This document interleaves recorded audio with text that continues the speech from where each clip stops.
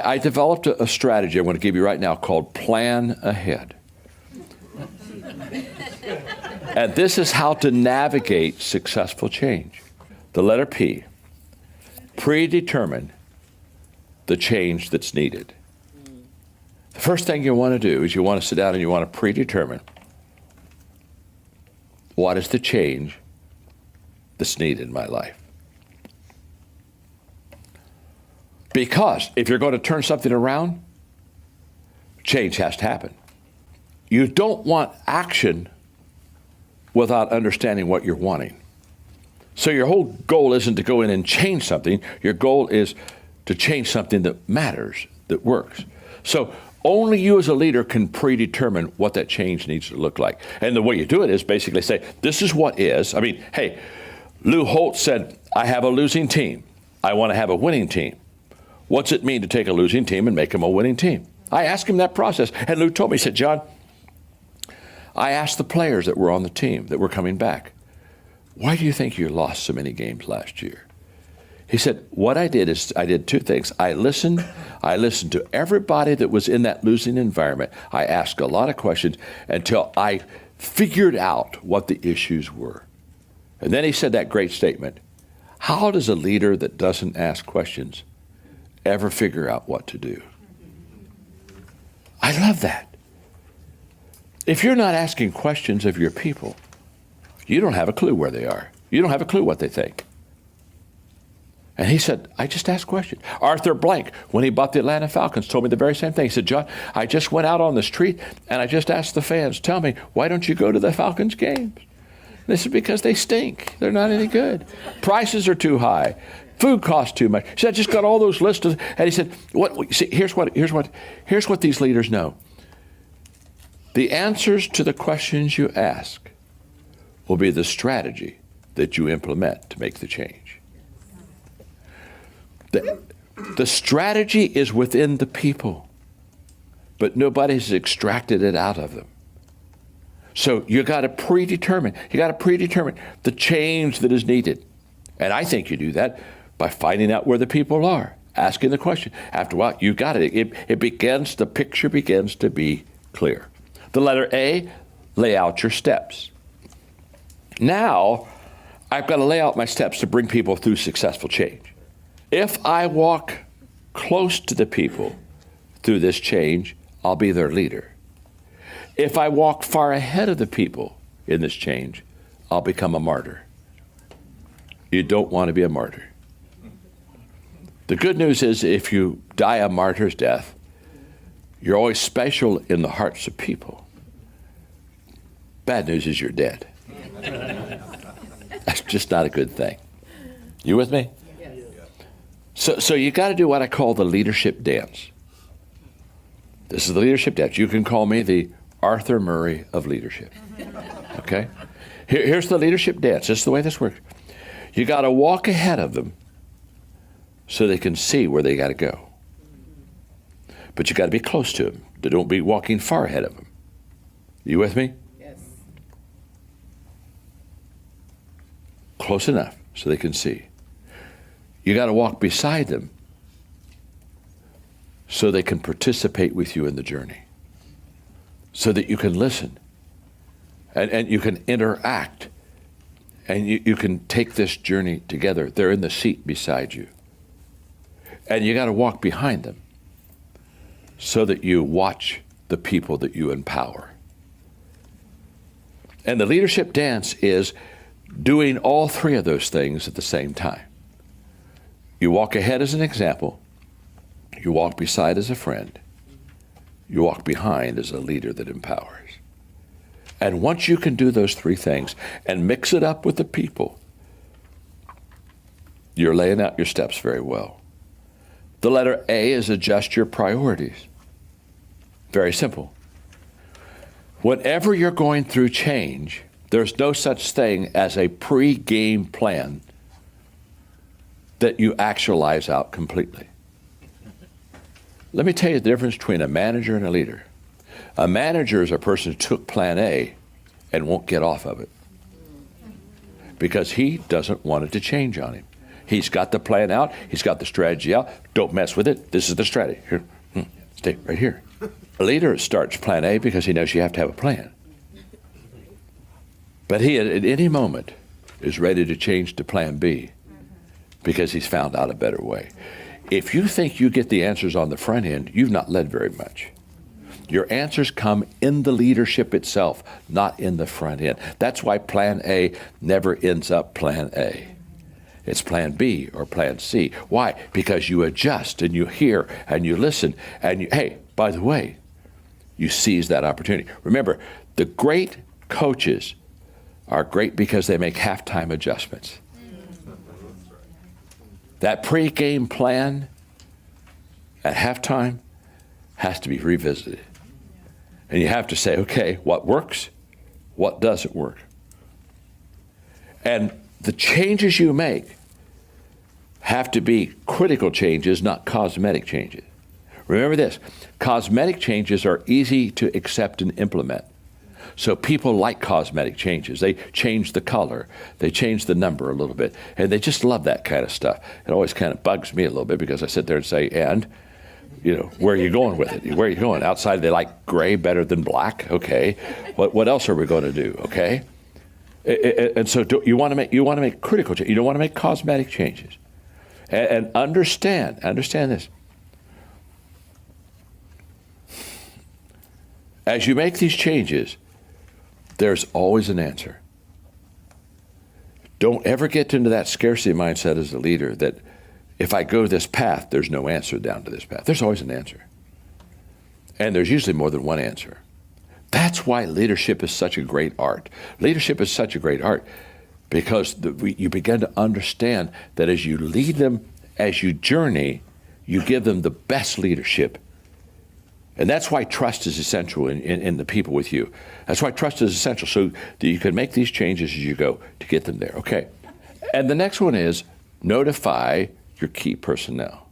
Sit down when you're going through changes, and there are two kinds of key people you need to notify.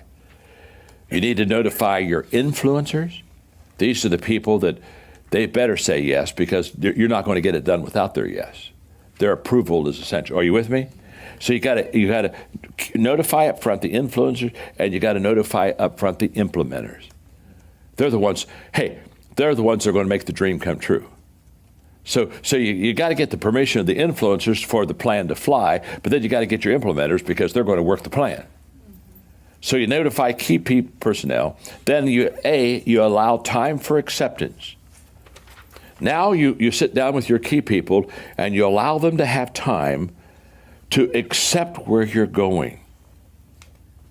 Now, this is where leadership art is at its highest form, because your only intuition and timing are a result of a leadership gift, or they're a result of giftedness. Whatever you're gifted in, you understand timing and intuition.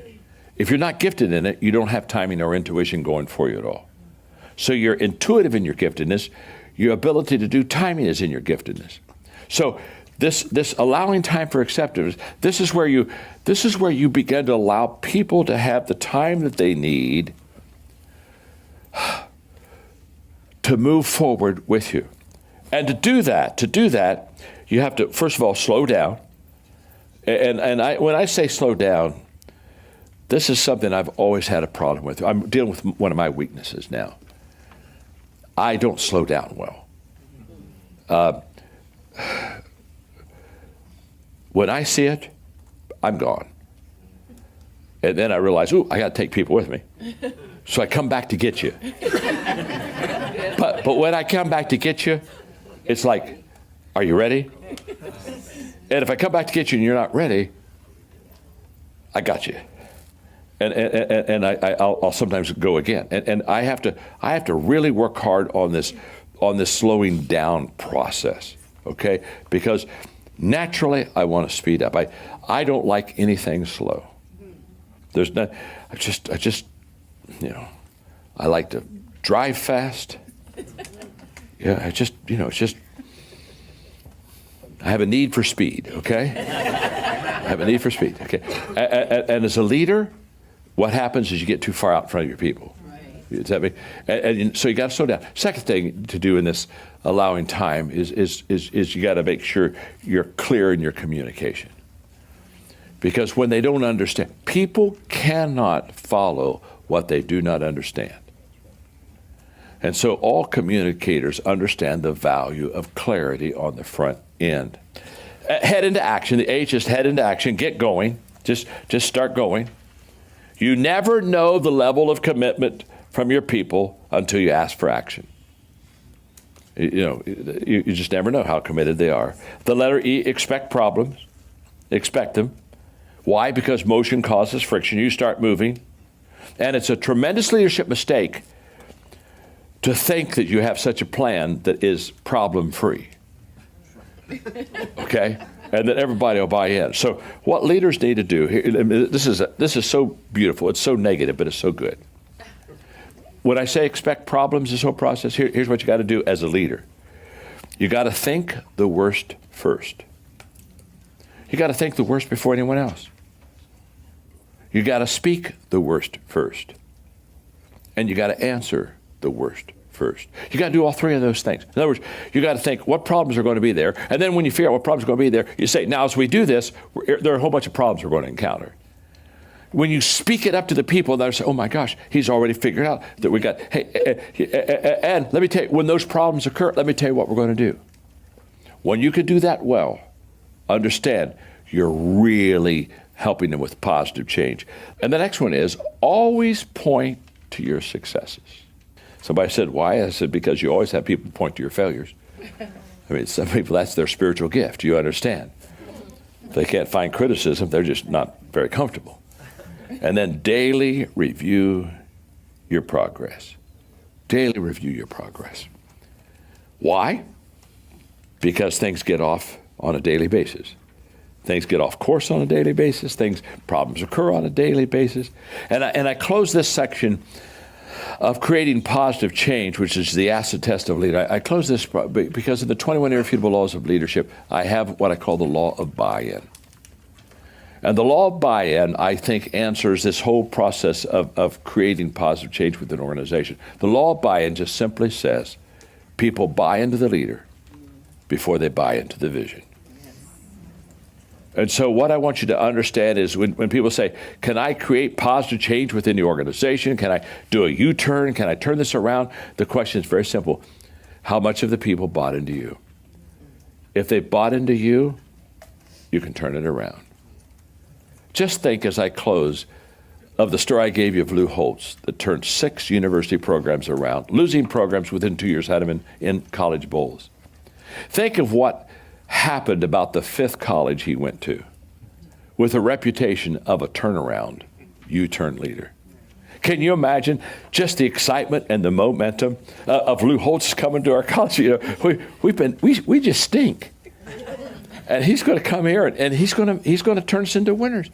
Okay. Now let me tell you something. It's a phenomenal thing when you have your reputation that you're a problem solver, and it's a phenomenal thing when you have a reputation that you turn things going the wrong way around and you make them positive. Once you get that, this is a leadership edge that you have. It's a leadership edge. It gives you a sense of momentum. It gives you a sense of moral authority that allows you to come back into a situation and where, now here's what I learned a long time ago. When people believe the best in you as a leader, they give their best to you as a leader. So you want to become good at this session because this is the area that once you can do it and you can do it well, you kind of get a reputation as a turnaround artist, a U-turn leader that creates positive change, and then all kind of very good and exciting things happen. A truly born leader will always emerge, but to stay on top, natural leadership characteristics must be developed. So the question is this. How do we develop our leadership qualities and characteristics and our leadership skills? So let's look at it. There are 3, what I call the 3 E's of leadership development. The first is environment. I have found that leaders that are developed they're developed because they are in some kind of a leadership environment. This is incarnational. This transfers leadership is almost in an incarnational or a way that this is how leadership is fleshed out. Leaders do what leaders experience. And when I talk about environment, I'm talking about putting an environment in a person's life that they begin to experience leadership. They see it around them. They feel it. And they understand it. They understand it not because they sat down and took a lesson on leadership. They understand it because they were around leaders.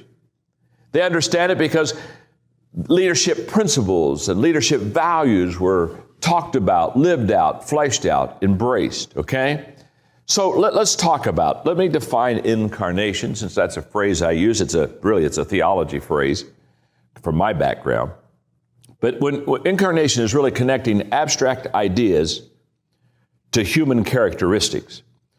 In other words, it's taking something that is subjective or an abstract idea and fleshing it out until you can see it visualized in the life of a person or the characteristics of a person's behavior. And what I'm saying here is that leadership is more caught than taught. That's what the leadership environment is all about. Creating an environment where they catch leadership. Now, I grew up in a leadership environment. So I can talk a long time on what it means to have a leadership environment. And I can just say this. I can never think of a time when I did not realize the importance of leadership. I didn't have to have anybody sit down and say, John, it's really important for you to learn how to lead. It's very important for you to learn leadership characteristics. I saw them in my family. I watched them fleshed out around me. You need to develop a leadership environment until leadership is not something that is extraordinary and exceptional, but leadership is something that everybody does. Because really, leadership properly understood, everybody can influence and everybody can lead within an organization. The right environment allows people who are good to get better, just like a wrong environment allows people who are good to become worse. Look at environment as that which helps to create something for you that enhances already what you can do and what you already do know. Now, the second E is equipping. And that's probably the one we know the very best as far as developing leaders, because equipping is intentional, and basically leaders do what leaders learn. See, in the environment, leaders do what leaders experience. Now we're going to talk about leaders really do what leaders learn. And the function of leadership is very simple. It's to produce more leaders, not more followers. Now I'm going to read something to you. I just picked this up recently and I thought this is the approach. This is the wrong approach, wrong example of how most people get in trouble in this area of equipping. Henry Ford was a genius when it came to automobiles and the methods of mass production. But I believe his understanding of the worker was too limited when he asked. Here's what Henry Ford asked. Why is it that I always get the whole person when what I really want is a pair of hands? What was he talking about? The assembly line. He was just basically saying, I don't want anybody that can think. I just want somebody that can put the part there. Just 2 hands, just all I want. I don't want your mind. I don't want your spirit. I don't want your soul. I don't want your will. I don't want your commitment. I don't even want your loyalty. I want your 2 hands. I know most people, when they look at the people that they have in their company, their organization, this is a downfall of a lot of people. They don't understand the development of the whole person. They don't understand the big picture. They just basically see the job. And they see the job and they said, this is what's required for the job. So what do I have to do to teach you what's required of the job? And do you have the 2 hands? And can't you put that in the assembly line and keep it going? Equipping begins with expectations. Let's start there. To really develop a leadership equipping organization, it begins with expectations. And there are 3 I'm going to give you. I'll give them to you kind of quickly. 1, leadership determines growth. One of the first expectations you place upon people when you equip them to lead is the fact that the reason you're equipping them to lead is if they learn how to lead, it will bring growth to the organization. The second expectation that I gave them in equipping them is that leadership can be learned. Leadership can be learned. The third expectation is that each leader equips leaders. And I was always very careful to say this to them: work your way out of your job. If you got a good job, that's great. Now, let me tell you what I want you to do. I want you to work your way out of your job. Go find somebody else, train somebody else, develop somebody else, equip somebody else. And, in the hospital emergency room, there's a saying, and it's just a simple saying because they got to do training and equipping quick in an emergency room, okay? I mean, it's not like you get a lifetime for this. And they what do? They say, watch one, do one, teach one. You have to be very intentional in how you're training them and equipping them. Then the third E is exposure.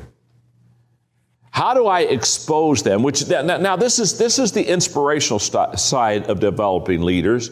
Leaders do what leaders see. Okay? In fact, I love this statement. A little exposure upsets a lot of theory. I think kids should not be allowed to go to college 4 years in a row. I think they should go for 1 year to meet their friends, party. Then I think they ought to go get them a job. Because do you remember in class when teachers would ask you, profs would ask you, do you have a question on what I'm teaching? Of course we didn't have a good question. We didn't have any experience. We didn't even know what good question to ask. We were just stupid kids with a textbook, filling in blanks, making profs happy. The only way you're ever going to have real questions is to go out there and try it. Be exposed to it. Now, can I tell you something?